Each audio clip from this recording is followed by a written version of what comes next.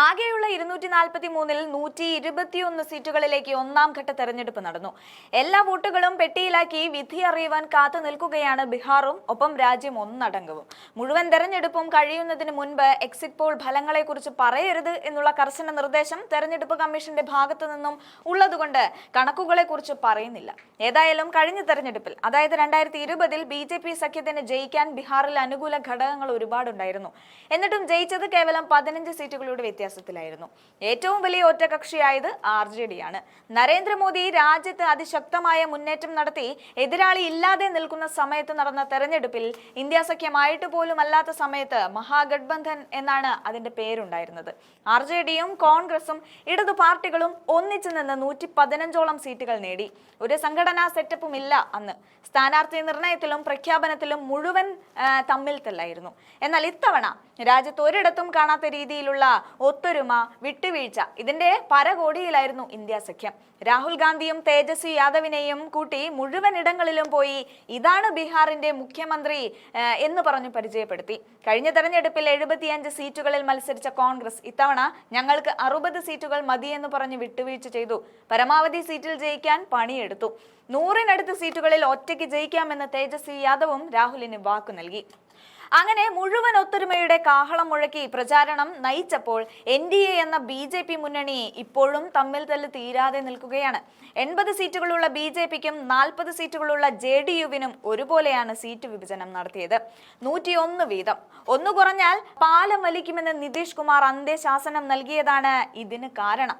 BJPയും JDUവും പരസ്പരം വോട്ട് ചെയ്യാനല്ല, പാര പണിയാനാണ് അവസാനം വരെ മത്സരിച്ചിരുന്നത്. അതുപോലെ പരസ്പരം കണ്ണെടുത്താൽ കണ്ടുകൂടാത്ത നിതീഷും ചിരാഗ് പാസ്വാനും ഒരു മുന്നണിയായി മത്സരിക്കുന്ന വിരോധാഭാസവും തെരഞ്ഞെടുപ്പിൽ കണ്ടു. ഇതെല്ലാം നരേന്ദ്രമോദിയുടെ പരാജയമായിരുന്നു. ലോകസ്ഥലങ്ങളിൽ പ്രസംഗിച്ചു നടന്നതല്ലാതെ മുന്നണിക്കുള്ളിൽ പ്രശ്നങ്ങൾ തീർക്കാൻ അദ്ദേഹത്തിനും BJPക്കും ഇപ്പോഴും കഴിഞ്ഞിട്ടില്ല.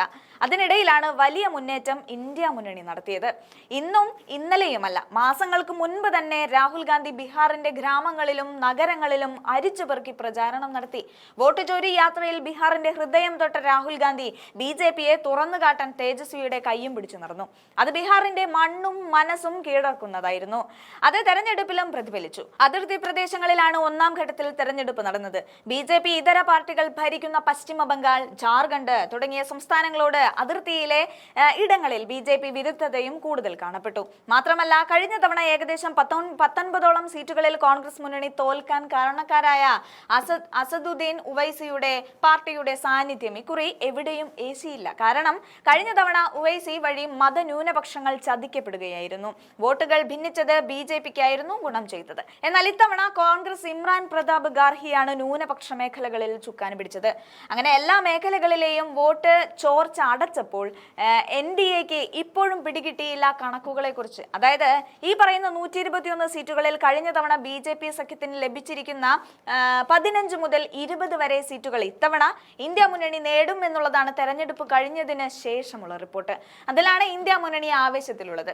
അത് 11-ാം തീയതി നടക്കുന്ന രണ്ടാം ഘട്ട തെരഞ്ഞെടുപ്പിലും പ്രതിഫലിക്കുമെന്നാണ് അറിയുന്നത്. 122 സീറ്റുകളാണ് ഇനി തെരഞ്ഞെടുപ്പ് നടക്കാനുള്ളത്.